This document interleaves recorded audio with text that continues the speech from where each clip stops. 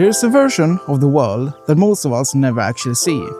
Not because it's hidden, but because color is too loud. It fills every corner. It tells you what to feel, where to look, and what matters. And then you strip it away, and suddenly you see light for the first time. Hi, hello everybody, welcome back to a new video, hope you're all well. A while back I started a photography project called Mellanrummet, which, if you're not Swedish, roughly translates to the spaces in between. Most of you probably know that I've been talking about it quite a lot. In the beginning of the project, it was about finding beauty in the ordinary, but it has evolved into a study of presence over spectacle in a Swedish farming environment. And from almost the very beginning, I decided to shoot it entirely in black and white. I didn't have a grand reason for that at the time, it just felt right. But the longer I've shot this project, the more I've realized that decision has quietly changed how I see. Not just in black and white, but in everything I shoot. Today I want to talk about what black and white photography has done to my eye. Not literally my eye, but you get what I mean. Because I did not expect any of it.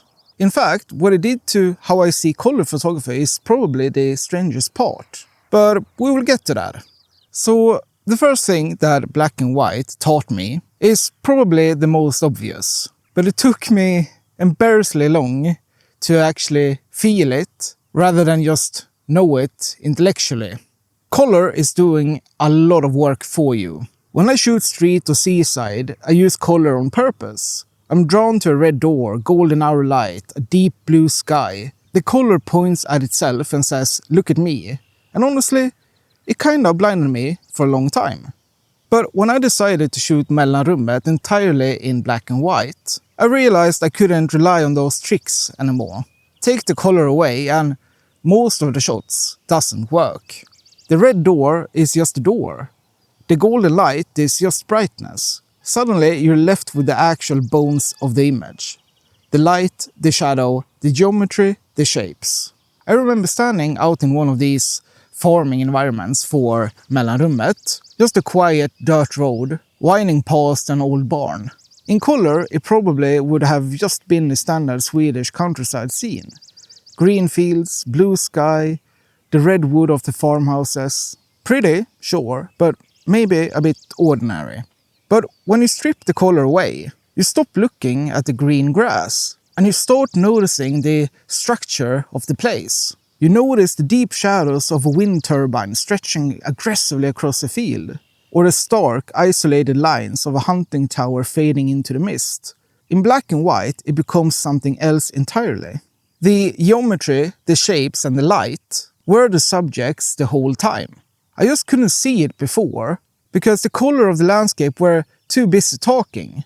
Black and white strips the distractions. What's left either works or it doesn't. There's no color to hide behind.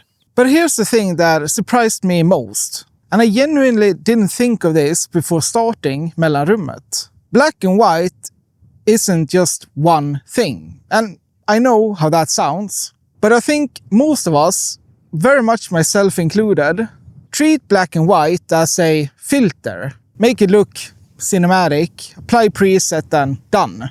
But the difference between a high contrast black and white image, deep blacks, bright whites, hard edges, and a soft, low contrast, muted grayscale image, it's not just an aesthetic choice. It changes how you feel. High contrast black and white is confrontational, it's graphic, it's drama. Think street photography. That decisive moment, frozen in hard light and deep shadow. There's urgency, there's tension. It pulls you in and doesn't let you go. Someone who does this really, really well and whose work I admire a lot is Alan Schaller. His work is a masterclass in this exact style. He shoots in cities like London and New York, pushing his contrast to the absolute limits to create these deep, crushed blacks and striking, isolated subjects. By focusing purely on stark urban geometry, negative space and harsh lighting, he turns everyday street scenes into something almost surreal and intensely dramatic. Soft black and white with lifted shadows, gentle midtones, lots and lots of grey, does something else entirely. It feels like a memory, like something half remembered. Like you're looking at a photograph from a past that might not even be yours. For Mellanrummet, which is really a study of presence or spectacle in a Swedish farming environment, soft black and white was the only language that made sense. High contrast would have made these open fields and quiet dirt roads feel aggressive, intense. It would have turned a peaceful morning into something else entirely. But these places aren't dramatic. They're still, they're quiet. They're just simply present. The moment I understood this, that tonal range is an emotional choice and not just a style choice, it changed how I think about editing, in both black and white and in color.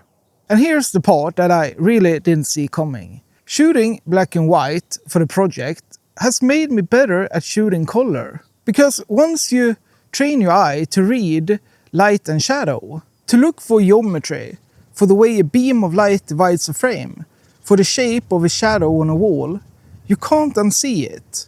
It becomes a part of how you look at the world. Whenever I switch back to shooting in color now, I realize that my brain is processing the scenes completely differently. Instead of looking for a bright red jacket or a colorful billboard, my eye goes straight for the structure. I'll notice a shadow cutting across the pavement, a dark doorway next to a bright wall, creating this almost perfect contrast. I was seeing the underlying structure of the image before I even saw the subject. Black and white taught me to see in layers, and now I bring all those layers into everything I shoot. Whether I'm out in the Swedish countryside or walking through the city. If you're struggling with composition, if your photographs feel a little bit off, but you can't quite figure out why, I think shooting black and white for a few weeks might do more for your eye than any course or YouTube video ever will, including this one. But maybe the biggest thing this project has taught me is something I'm still trying to fully put into words. Black and white isn't about just removing color. It's about choosing what the image is about. When you photograph in color, you're capturing reality, more or less. But when you're working in black and white, you're making a statement. You're saying, this is not a document. This is a feeling. This is a translation. And I think that's why black and white images can feel timeless in a way that's hard to explain. It's not just nostalgia. Well, not only nostalgia. It's that black and white images make no pretense of being real.